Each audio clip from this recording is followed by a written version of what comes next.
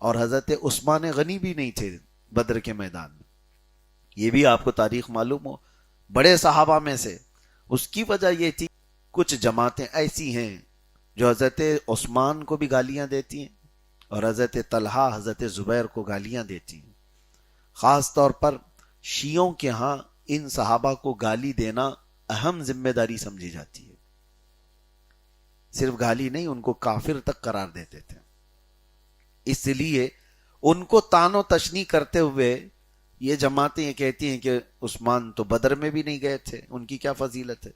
طلحہ بدر میں بھی نہیں گئے تھے, اس کی وجہ میں نے بتا دی آپ کو. کبھی آپ کی زندگی میں ایسا کوئی مسئلہ آئے کہ حضرت طلحہ کو کوئی گالیاں دیتا ہو, بدر میں نہیں آئے تھے, اس کی وجہ بھی میں بتاتا ہوں یہ کیوں گالیاں دیتے ہیں. تو حضرت طلحہ بدر میں نہیں گئے, اس کی وجہ یہ نہیں ہے کہ آپ پیچھے رہ گئے تھے یا کوئی مسئلہ تھا.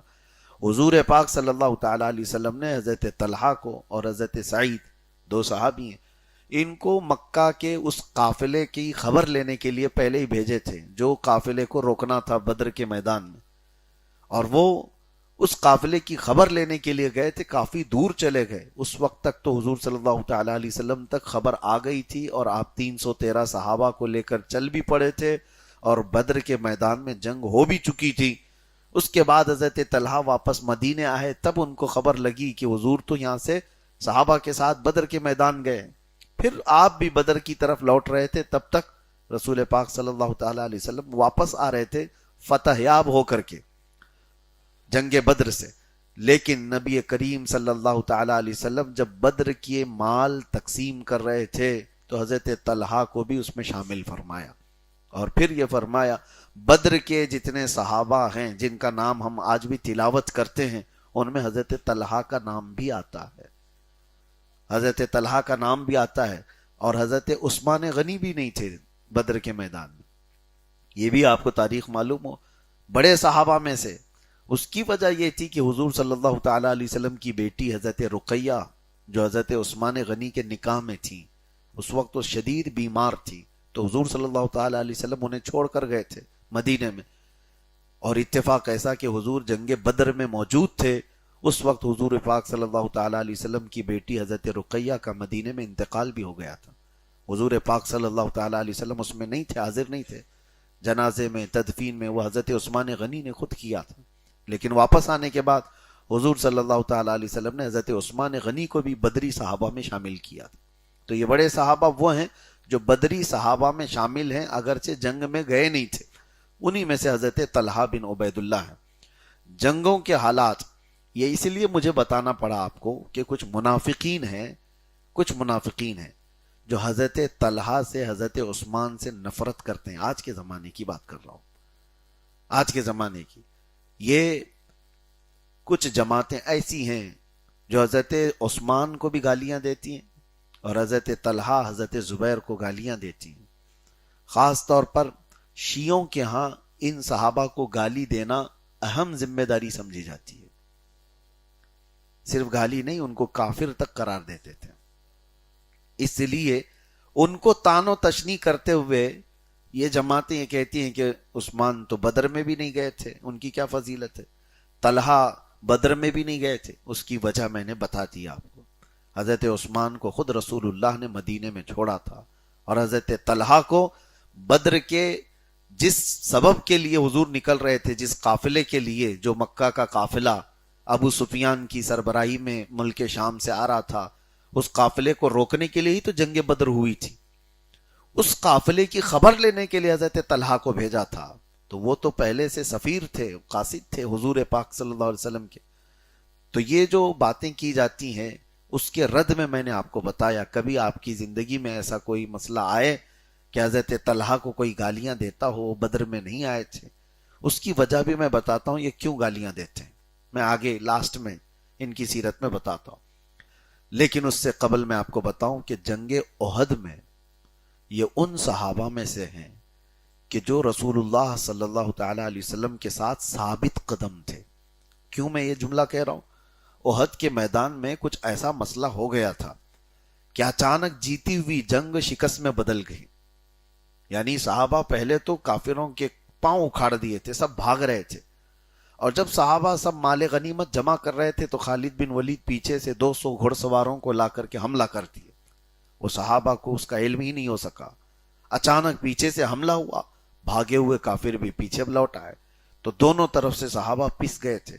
اس وقت بہت سارے لوگ میدان سے نکل گئے تھے. صحابہ اکرام رضوان اللہ تعالی علیہ مجمعین میں یہ بات پھیلا دی گئی تھی کہ محمد صلی اللہ تعالی علیہ وسلم قتل ہو گئے معاذ اللہ. تو یہ افواہ پھیلا دی گئی, کئی لوگوں کے ہاتھوں سے تلوار چھوٹ گئی کہ جب رسول اللہ نہیں رہے تو اب کیا لڑنا ہے. یہ شیطان کی طرف سے یہ افواہیں تھی. اس وقت کئی لوگوں کے پاؤں اکھڑ گئے, لیکن ثابت قدم رہنے والے کچھ صحابہ ہیں. وہ صحابہ میں حضرت طلحہ بن عبید اللہ تھے. حضور پاک صلی اللہ تعالی علیہ وسلم جنگ احد میں اچانک ایک وقت ایسا آیا کہ کفار و مشرکین سب کے سب حضور کی طرف تیر پھینک رہے تھے. تو 30 صحابہ کی جماعت آئی جو حضور کو گھیر لی ہر طرف سے.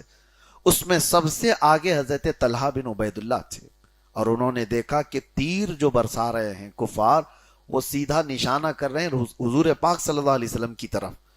تو جانتے ہو, پڑھتے ہیں تو رونگٹے کھڑے ہو جاتے ہیں. حضور پاک صلی اللہ تعالی علیہ وسلم کے چہرے کی طرف جب تیر پھینکے جا رہے تھے تو حضرت طلحہ اپنا سیدھا ہاتھ حضور کے چہرے کے سامنے رکھے ہوئے تھے, اور راویان حدیث بتاتے اتنے تیر ان کے ہاتھ پر لگے تھے کہ یہ ہاتھ پورا شل ہو گیا. پورا ہاتھ ان کا یہ بیکار ہو گیا, کسی کام کا نہیں تھا. اتنے تیر اس پر آئے, ان کی انگلیاں کٹ گئی, تیر اندر جاتے رہے, لیکن ایک تیر بھی حضور تک پہنچنے نہیں دیا. حفاظت پر اس طرح سے رہے. آپ کو میں بتاؤں کہ تاریخ میں یہاں تک بتایا گیا کہ 70 زخم ان کو لگے ہوئے تھے اس وقت. اور اس ایک صحابی نے حضرت طلحہ بن عبید اللہ سے پوچھا کہ تیروں کی سنسناہٹ اتنی تیز ہوتی ہے, اور وہ زہریلے تیر بھی ہوا کرتے تھے. طلحہ, آپ کو جب تیر لگ رہے تھے تو درد نہیں ہو رہا تھا, آپ کی سی نہیں نکل رہی تھی, آہ اوہ.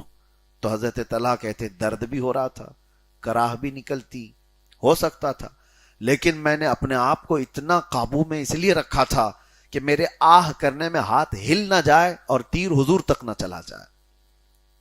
میرے آہ کرنے میں ہاتھ ہل گیا تو تیر کہیں حضور تک نہ چلا جائے.